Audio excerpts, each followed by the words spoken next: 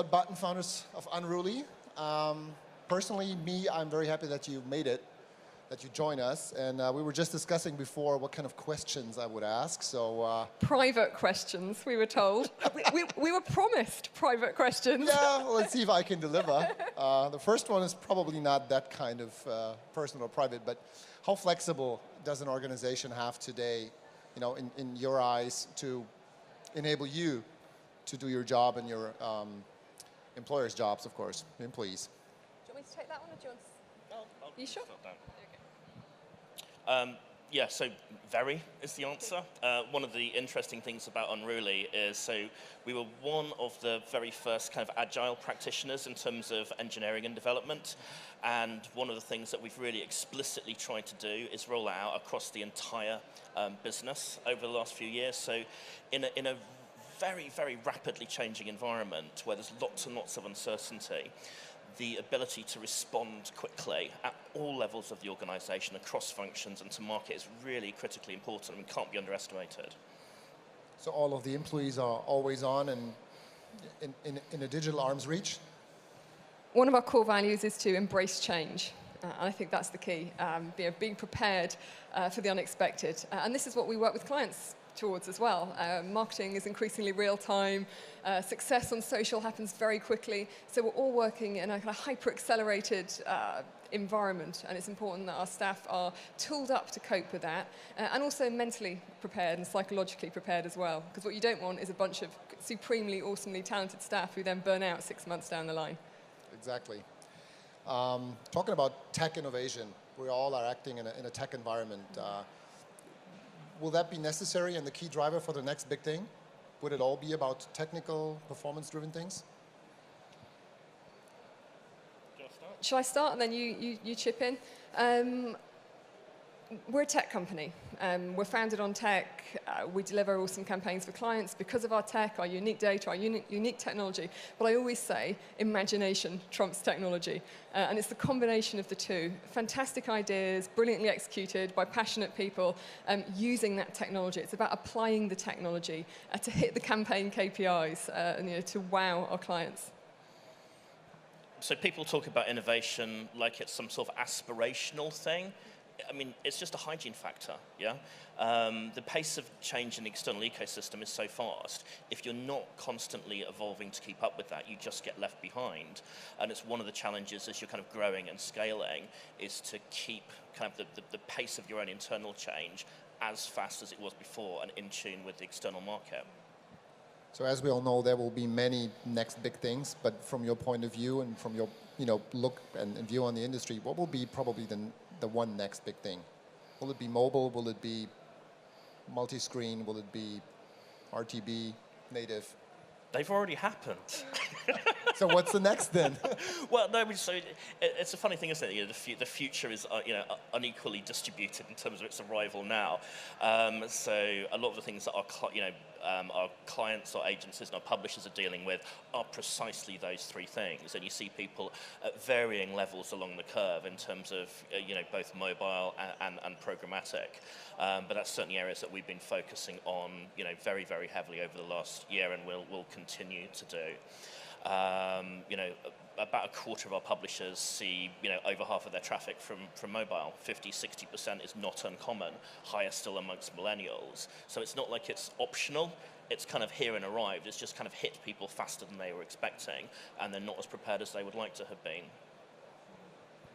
In terms of content trends, trackvertising is big at the moment. Last year was very much about prankvertising. These are brands pranking people on the street, creating really shocking, funny ads. We're seeing a shift towards brands using music much more effectively. And this is really smart because music videos are the most shared videos on the social web. Music can be a real shortcut to making an emotional connection. And at the end of the day, it's about emotion if you want to drive success on social, listing a very strong, intense emotion.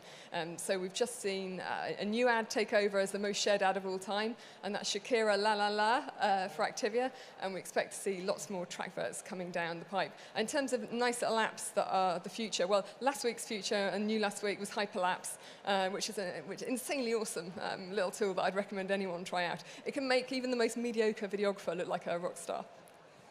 There you go. So You mentioned before that never ever used the word burnout, right? Everybody's on 24/7, 365. Do you, the two of you, have a sort of a private life? How do you relax? What do you do if you relax? Are you totally offline? Go for a walk, cycling, whatever. One of the personal questions. We're going to struggle to answer that. I think for me, it's about having control. And being always on is fine as long as you feel in control.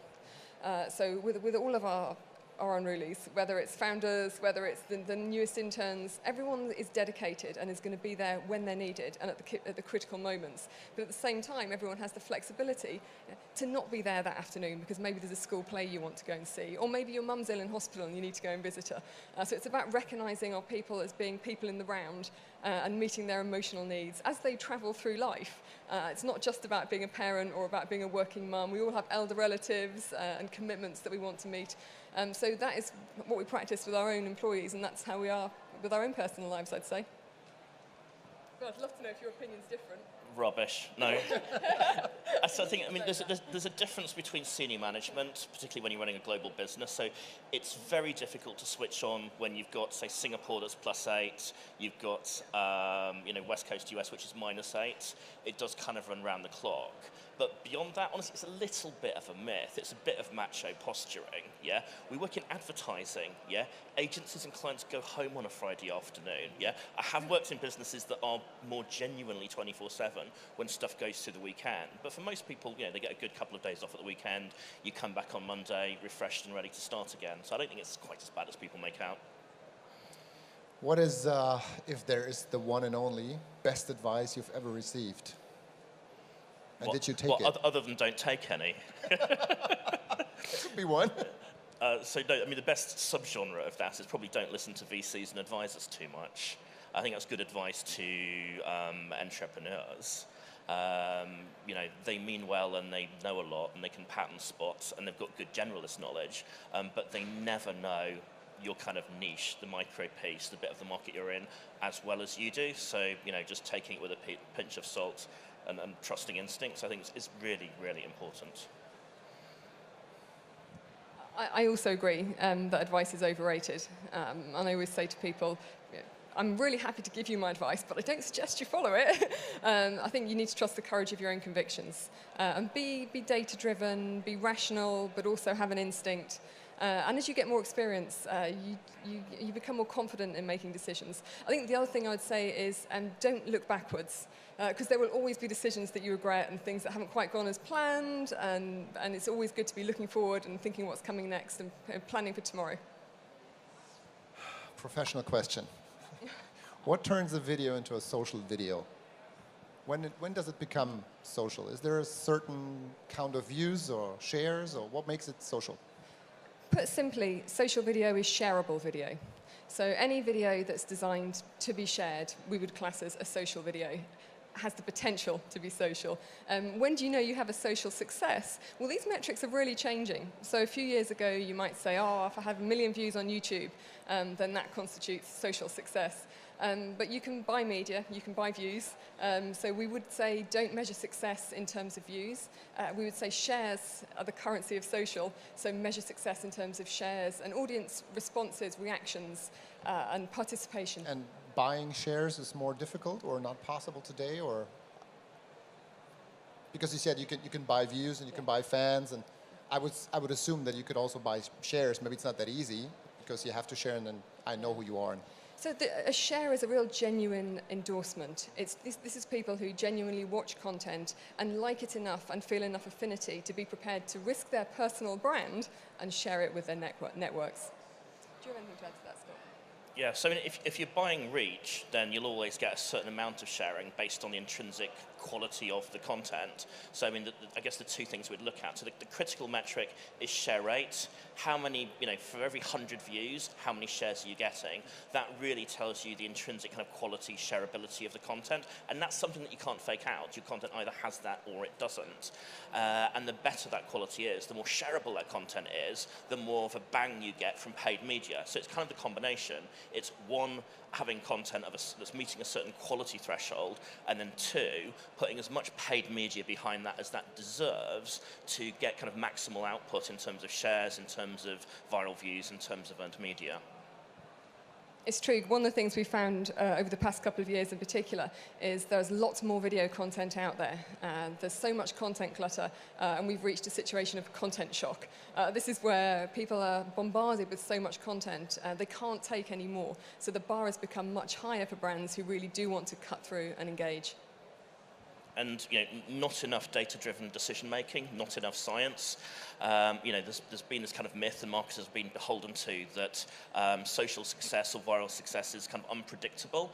And then you see patterns, you see poor quality content that's been over-invested in, but just as much you see really excellent content that's been under-invested in. So we're trying to help marketers understand that before they launch, so that they're making appropriate sorts of investment in paid media. So if you look at the ratio you just mentioned, if you look at the linear TV video advertising and online video advertising, the online video advertising industry is small but big at the same time because it's growing tremendously, but in a direct comparison, it's small. Why is this? We got the devices, we got broadband, we got creative people, we got technology. Why is it still that kind of small, if I can call it this? Well, multiple billions is only small relative to the, tens or hundreds of billions going into TV. I think this is something that has changed over the last 12 months. I mean, it's happened more slowly than people predicted in the industry, so there's a little bit of fatigue with this. But honestly, if you talk to major brand advertisers, the major FMCGs and CPG companies, they're really beginning to take significant budget now out of TV and put it into digital video. And that's new. I mean, that really is new. That wasn't happening 2 years ago. It was barely happening last year. But it is beginning to happen now. They're getting more aggressive about it. So I think you'll see that I think you probably see that about now is a bit of an inflection point for that. And especially with mobile. There are some predictions that say mobile video budgets will outstrip TV budgets within the next 2 to 3 years. So I think you're right, we are at an inflection point. Measurement and standardization, I think, has been one of the barriers. There's so much that you can measure on digital, but it's important that everyone's measuring the same thing if you want to benchmark effectively and know what really is working. And we're seeing Nielsen working here to help standardize measurement. We're working with Nielsen on their online campaign ratings. So we rolled that out in the US just a few weeks ago. And this is where we guarantee that everybody who watches that video will be within that specific audience. And viewability is the other kind of key measurement, the key metric that the whole industry is kind of getting behind and determining how do you know when an ad has been viewed? What is viewability? What are those standards? Let's comply with them. Let's have an open web where we're all reaching for the same things, all have the same, speaking the same language, having the same metrics, and then we can see what really works. So we're getting there to get a currency and then finally an ROI for viral videos, social videos. And that, you've hit the nail on the head. It's about the ROI. And we always say to brands, it's not about vanity metrics. You really shouldn't be too worried about a number on your channel. It's like, why do you want that virality? It's called valuable virality.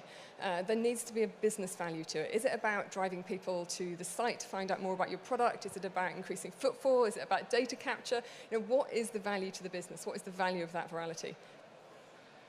Yeah, exactly. Yeah, business metrics, not vanity metrics. Sales, not fans. Yeah, that's what it's about. I would assume that's something you would have in the very early phase of conceptual work. What's the target? What do you want to? What's the goal? What is this video gonna do for you? Is it more sales, more engagement, whatever? So, do I get it right that there are some brands probably not really thinking the right way, conceptual way, or agencies, because every once in a while you see videos, they just are a total blast on social networks, but they don't do nothing for sales, and.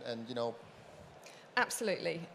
There's a real difference in how brands approach video campaigns. And some that we work with, from the outset, they have clear objectives and they know what they want to deliver.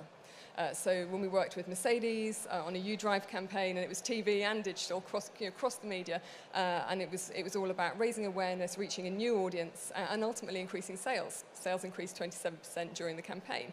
That's great. That's clear objectives, and we can use the technology to deliver that. At other times, we see brands creating content and you don't even know who the brand is. And that is a real waste of marketing budget. We saw this at the Super Bowl.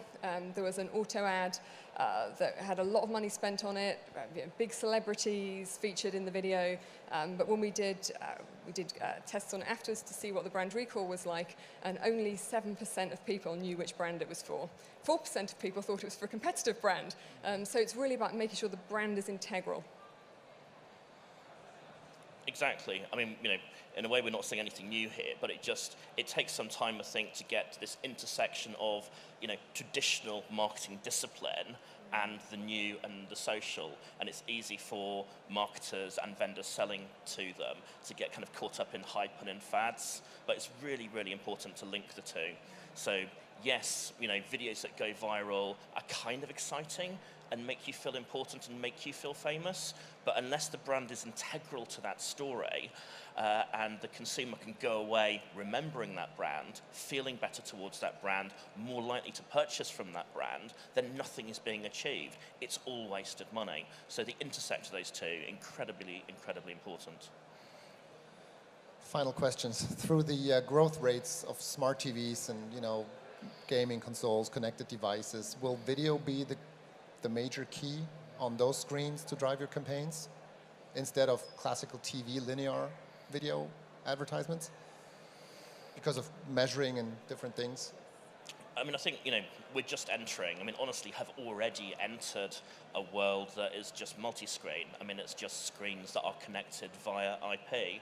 TV will look more and more like that. A TV is just a screen at the end of the day, and then you've got a choice of what content's getting piped into that and from what sort of device, whether that's a tablet or a gaming console or whatever.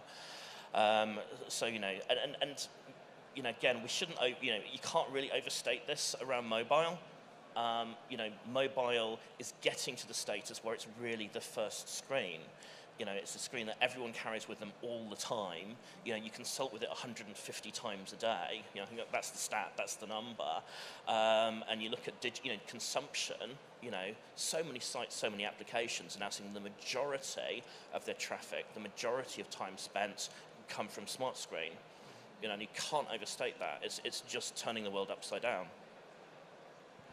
And the multi-screen world brings really interesting creative challenges around storytelling, around connected content. How do you engage audiences across those different platforms and tell a coherent narrative, but in a way that appeals to them in that moment when they're playing that game or performing a particular task? Really exciting. I got to deliver one more for my ratio personal versus professional life. What was your first job? Maybe both of you. I was an egg packer. Age 12. That's where you put lots of eggs into egg boxes. And I broke a lot of eggs.